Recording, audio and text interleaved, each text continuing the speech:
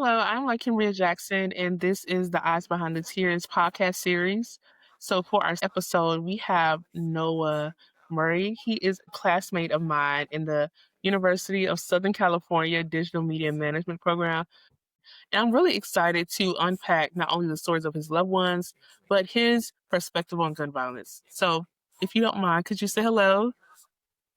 Hello everybody. My name is Noah. I'm an artist, writer in New York. And I'm excited to, share about this. Like I said, it's a complicated issue, and so I'm excited to show my perspective, and I hope this kind of helps people think through it. I guess, and think about life in a better way. I guess. Yes, absolutely. And I also want to give a brief cautionary discretion to viewers. This episode, as like all of our episodes, will contain sensitive topics related to gun violence. So if you or anyone you know have any family members who have lost their lives or been impacted by this issue, please watch this podcast series with discretion. So let's get started. Noah, I want to first offer you my condolences in regards to your family members. I know that this is a very sensitive topic. I'm so uh, excited and just so thankful for you deciding to sit down with us and just share your story with the world. So, first, could Hmm. you tell me about your cousin and his life before his experiences with gun violence? Uh, so uh, I think I'm gonna try to be this. I'm gonna try to be very kind of like sensitive with this one because uh, with this one, it's like the overarching story um is very it's kind of like sad and like in a way it's just the kid uh his family his dad kind of well his dad did something that wasn't really good not to him he's just uh his his dad did something, I guess, without getting into specifics. His dad did something that deeply traumatized and affected my cousin and his sister, like, and they were like very young. And my auntie, she also is a victim of gun violence. She has a bullet in her head, and so then they live in Compton, and so with him,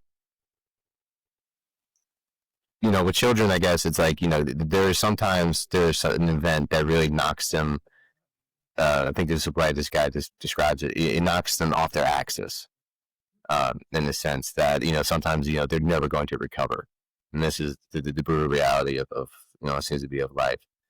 At least in what I've seen so far in this case, he in response to the events of his life, naturally as a young black man, already he's you're already gonna be dealing with emotional regulation stuff, and also with what happened, he I don't know what happened. He just got involved with some gang activity, and last year, during an initiation, they they gave him a gun. He hit it. He had like multiple chances, right? And so they arrested him. Said, hey, like what's going on here? My aunt was saying like like no, please, like they sent him to this place, sent him out of the neighborhood. They sent him to this like school, I suppose, or like a military school. I don't know where it was, but it was a facility. And he was saying like, I don't want to be here. And my aunt, she was like, oh, okay, yeah, okay, I'll get you out. I'll get you out. And so she puts him back in that situation, right? Several months ago, my mom gets a call, and he got shot in the neck with the AK-47. Now he survived, but a month ago, he, my mom called me and she's like, yeah, you're, I guess she's like, hey, no, your cousin's in jail, in prison for the rest of his life. He killed somebody. And so that was, that's just kind of like one of those things where it's just, like, I mean, what can you do, right? I mean, it's like, I don't know, like, as I'm looking at this, I'm gonna be honest, like, like me and my mom were talking about it. Like my auntie was in no position to be, handling him, right? Based on what happened in his life, and also just based on her own experiences with gun violence. Because, like I said, she has a bullet in her head, right? And so it's like, so I don't know if like it's just like because I know she gets like ferocious headaches, but I don't know if it's just like her judgment is affected. But he shouldn't have been put back in that situation because it's obvious that he couldn't handle it, right? And at the end of the day, now what's done is done. You can't once you take somebody's life, you can't. There ain't no coming back from that. And so that's something that he has to live with. And on top of that, he got shot. His life was almost taken, and if he like in the neck too, with an AK. Like when I heard that, I was like, okay, like, is he like alive? Is he like, paralyzed from the neck down? No. Like, so God really was like, okay, I'm giving you chances. I'm giving you chances here, and so, I mean, I don't know, I'm like trying not to laugh, but it's like, like, he had, like, in his case, he had a chance, he had multiple chances. And so, yeah, it's just like, it's a sad story. And like I said, the full story, I'm just trying to just protect your privacy. But, like the full story is even more tragic. Really, like, oh, okay, I see what's happening. That doesn't excuse what he did and where he's at now. But, it's, I guess it is what it is in that situation. But my friend Jerry, so to give preface, I'm somebody who moved around a lot. I'm a nomad, and I'm a pretty open minded guy. Because I was born in LA in 2000, and so I moved to when my sister was born about 3 years. Later I moved to Chicago, and then we lived there for about 3 years. We moved to Virginia, lived there for about 5 years. Then I moved to St. Louis, where I met Jerry for about 3 years. And then I moved to Chicago again.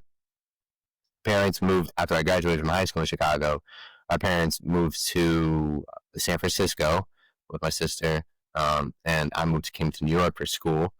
I went to the new school, and COVID happened. I moved back, lived with my parents, and then I moved to New York. They moved to Austin. I lived in Austin for a year.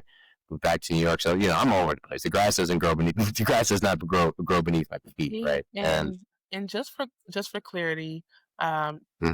I know the very, very first part of the story, which is really, really emotional and really personal to you. I wanted to give a bit of clarification for our viewers that we're now transitioning into a story about his friend, whose name is Sherry. The very first part of our conversation was about his cousin, who is now incarcerated due to his incidents with gun violence. Jerry, unfortunately, is no longer with us, and we're moving into Yeah, his story at this time. yeah, and Jerry, this is this is, I think, you know, I think Jared affected my worldview in a sense. Um, when I moved to St. Louis, I like after elementary school, it was like it was a first instance of really experiencing racism, right?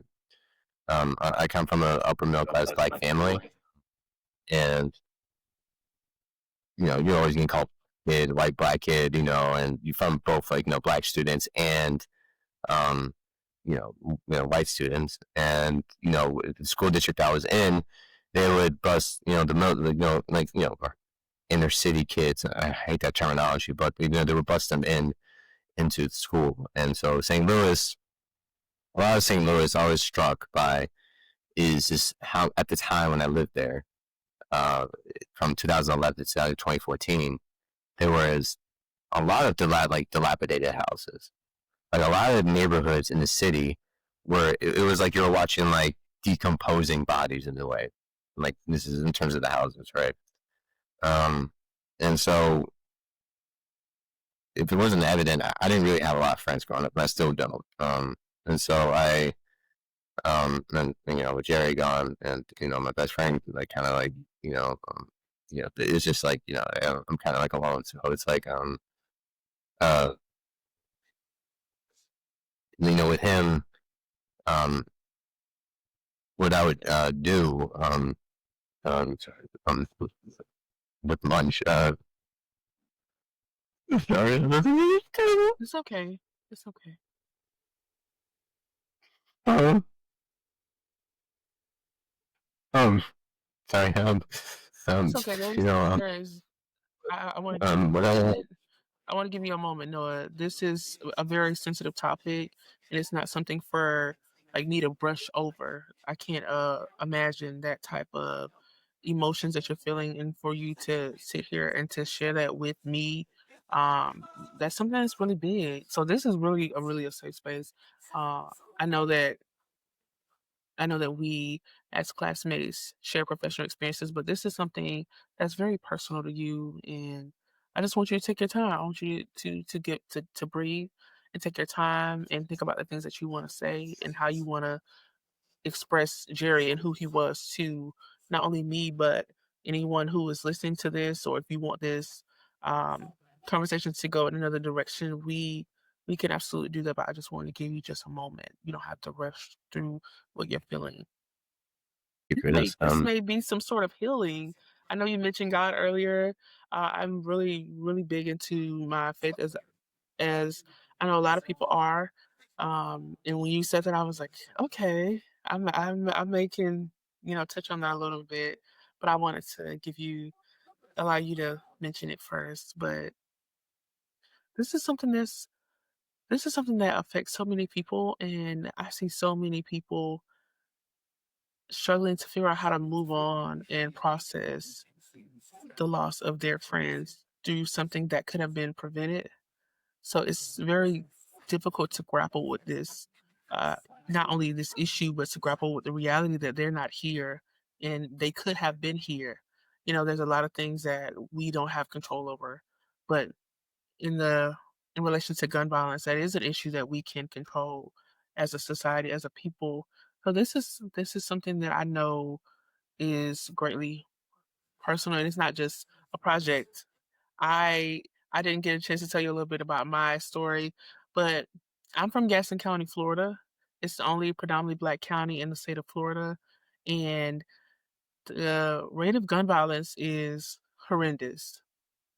I graduated high school in 2019, and in the course of 6 years, I have lost more than seven classmates that I have seen walking the high school halls with, people I've been in class with, I've shared jokes with, laughs with, and just to see them gone in the blink of an eye, really, it hits home. And to think about their families who have to deal with the fact that these individuals were so young. I know you told me that Jared was 20.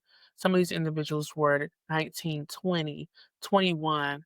Their life just started and it's already over.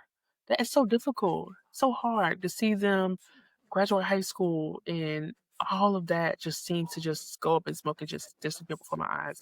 I sometimes and just recently someone else passed last Sunday, a week ago. He was a father, shot and killed. And I sat there and I thought, I was like, this is something so important because it's happening so much. This is not just I need to, get my capstone done. This is something that really means something to me. Growing up poor in a rural community, you don't hear a lot about gun violence prevention. The most you hear is say no to drugs. The most you hear is don't get in the gang.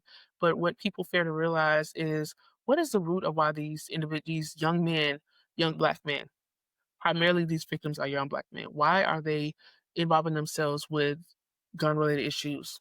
For one, the poverty rate is so high in Gaston County. There isn't a large trade industry, like steel, cars. The biggest industry in that area is agriculture. And if you know anything about use, we as a people, we are native to technology. Our heart's desire is not to, be farmers. No disrespect to farmers, we need them, but that's not something that people are looking forward to. So when you look around you and you say, "Man, I don't have anybody to look up to." Anything that I want to do, I haven't seen done by anybody I know. All I know is survival mode. So I could see why so many people fall into survival mode. Those of us who have went to college, to go to college where I'm from is a blessing. It's it's a milestone, just as much as everyone, but it really feels like you're escaping something. You're escaping that environment that is just constantly trying to suck you in and make you a statistic. So for those of us who go to college, who develop careers and get trades, we're especially beating the odds. But for those who don't, I can see, how they landed in the predicament that they were in just because there's so many odds stacked against them. So many odds stacked against them. I know kids who families they would come to school, no hot water. Lunch Sure. was the only time they ate food. Breakfast, they depended on that. Their clothes, you may see them with the same clothes all school year, even the next year if they could fit it. So this this was not what you see in today's generation where kids are involving themselves in gun violence for fun. It was especially out of survival. So I really feel this topic. I, I do. Some of my classmates who I've seen just have so much potential are just it's like shooting stars are just shot out of my reality, and I just don't know how to handle it other than media. And I'm so glad that you were able to get on here and to process that. um, buy people food, and there was this one kid, he didn't have money, and he was hungry, and Jerry, like, um, I just remember just Jerry, stupid, me and this kid had like beef, right? And so, stupid kid stuff, and then one day Jerry just kind of like, I remember he was kind of sitting there with his hands, standing at me with his hands in his pocket. He's like, hey, no, President, sorry, good. Um, he's like, yeah, man, he's hungry. Can you buy him some food? And it has sure, man. And no, I didn't. I mean, honestly, at the moment, I was like, no, and like, and then I kind of saw Brent, and then I was like, oh, let me just help him out. And so I would always like buy people, food, right? And so, um, I think just like, I kind of had like, uh, I think I kind of like earned people's like, especially over the 3 years I lived there, and just people knew me. They just kind of like, oh, okay, Noah's reliable. I think as I look back, I was like, okay, he's why they always kept asking me is because like, oh man, like I was just thinking like like they probably not even eating it, all, right? And I'm just like their only source of food, and so he when I graduated, I don't know why, like he's 14, but I you know so this is like where it gets really complicated about when I was when I was 14 and when I graduated from middle school, I don't know why, but I always had this feeling like I was like, I hope Jerry stays alive. Like I just had that Mm. feeling where I was like, oh man, like like I don't know why I had that feeling. I never told you I did, so it's just like um, Did so um, did I don't anything know why about like I. Oh, sorry. no, you're okay. Did anything about Jerry in any of his experiences or the things that he may have been involved in, is that what led you to have the premonition of I hope he stays alive? Um, I don't know. Honestly, like I just felt it. Like it was just like a he was like whenever time I move, I always like try to like check in on my friends, like always like on social media and always to see like what they're up to. But it was just with him, because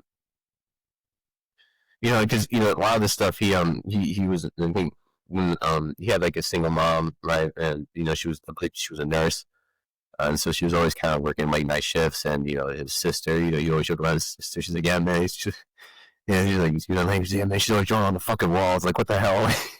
It's like, like, like, he's got a new place, and she's, like, already got, like, a wall drawn on, and so, Yeah, I'm the and so, oldest. I understand. I'm the oldest. I feel like the mom, so it's like Do you guys have any respect? No, we don't actually. and so, and so he he would like interesting enough, he would I couldn't play growing up. I couldn't play rated M games like outside of Halo. Like it's like Halo, right? It's like he was like, all right, it's like Aliens, but like Saints Row and like GTA 5, like because at the time GTA 5 that came out, um, um, and he had both those games, and so he would always like, I know he's like, oh, I'll lend it to you. I'll lend it, he always like slide him over, and I mean, okay, great, and I like play it for a week. Because outside of that, I would only just like watch like walkthroughs, on YouTube. Like it's the only time where I could play that. And he like I can't, I honestly can't tell you why I felt like it's just like I just felt it. Like I was like like I hope he's like okay. Yeah. It's just like a thought that was always like recurring. Like and whenever like I would drive past run a road trip, with Pat drive past St. Louis, and I was like, oh, he's okay. I hope he's like still alive. And this is like me in my teen years, like 15 and like 14, I'm like, I hope he's still alive.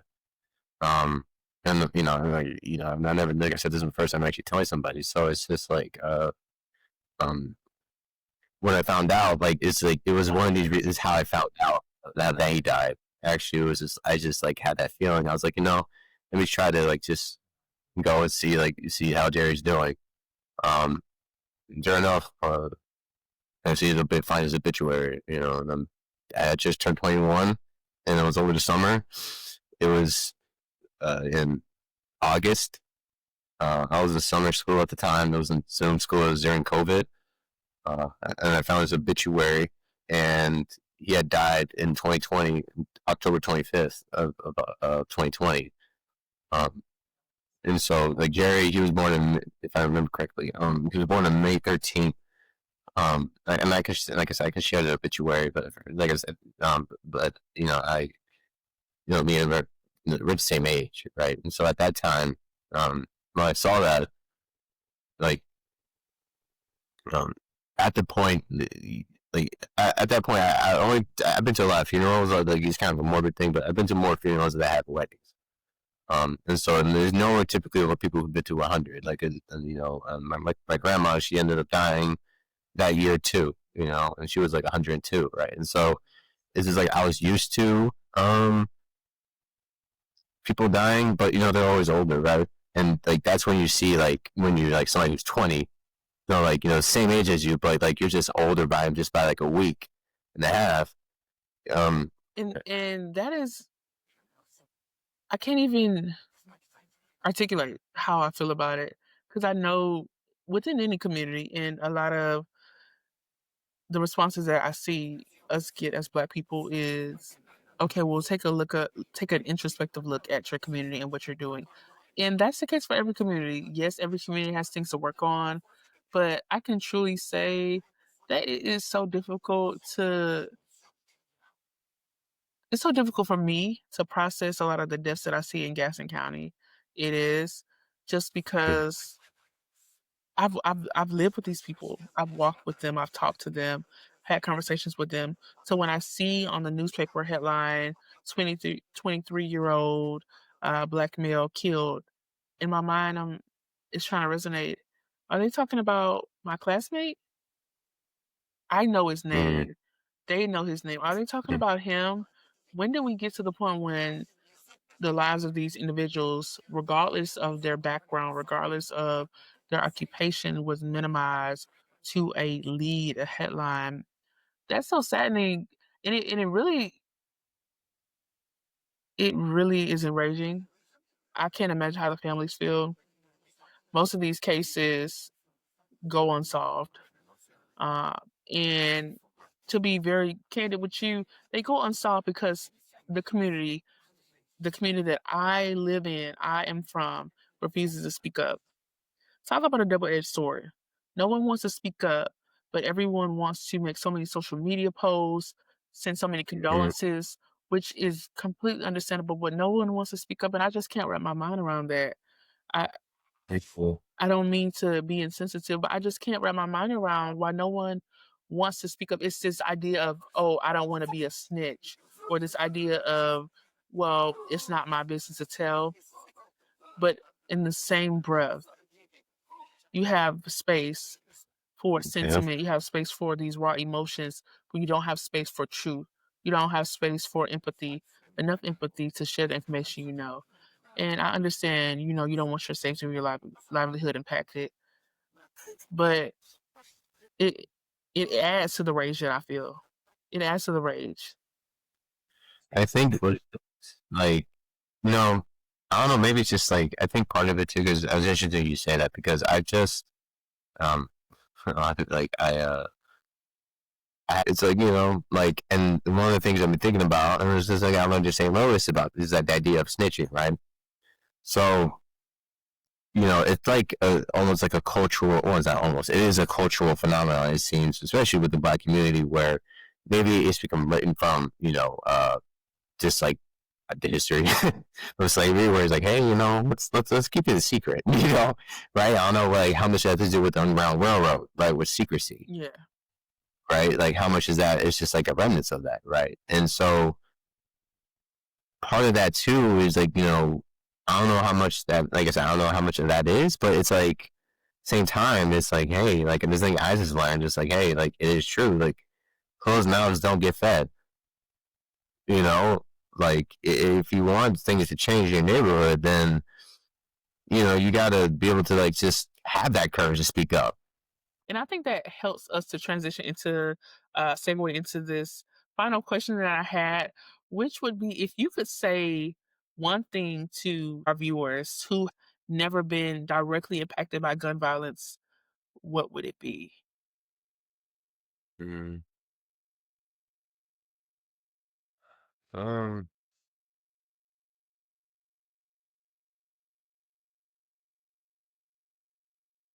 I think it's like listen, I think really like I think now more than ever, I think people need to know, like, take a step. I think people are kind of, I don't know. I'm not, actually, I'm not gonna like say that. I think people just need to take a step back from their like trusted news sources and really like have conversations with people, really learn and like actually go down the hallway, ask somebody, hey, what do you think about this? Like I don't know, like I don't like people don't have the answer. Like, be okay with not having the answer to this issue. Because, like, like I said, like, I mean, I mean, even though my idea is like, I mean, I would say it's like, I would think it's like very like well articulated and very thought out.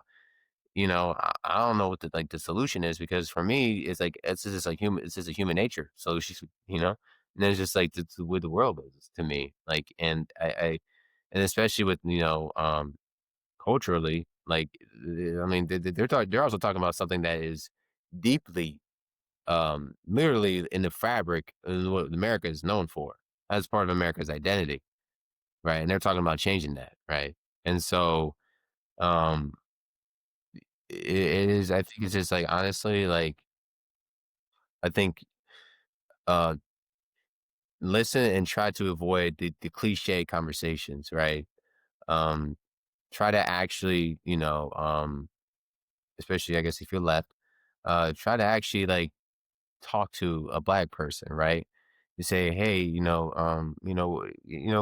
what do you actually think about guns?" Like maybe it is like actually a self defense thing. Maybe actually talk to a woman like, "Hey, or and then here's the thing too.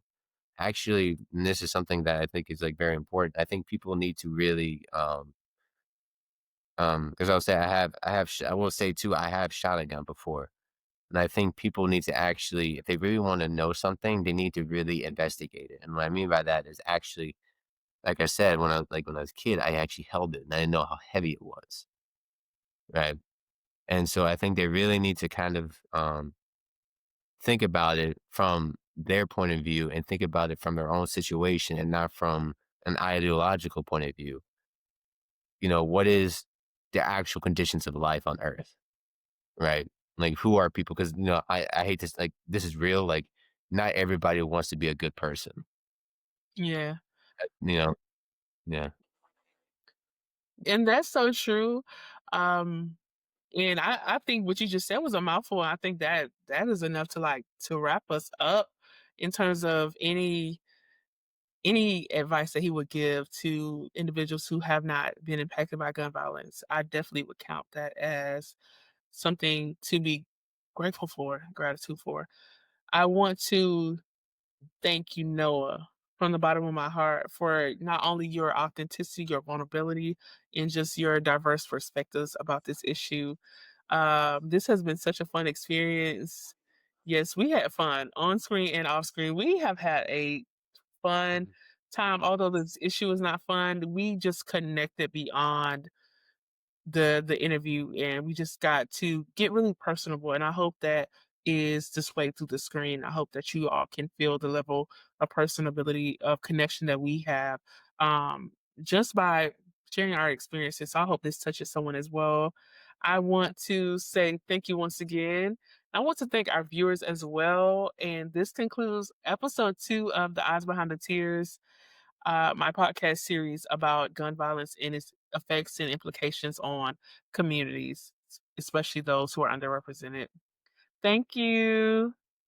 Thank thank you. Don't forget you tell your loved ones you love them. Yes, that's Yeah. the most important thing he said. Tell your loved ones you love them. If you think they're hurting enough, tell them some more. Yeah, that's a word. Mm. But thank you all. Thank you.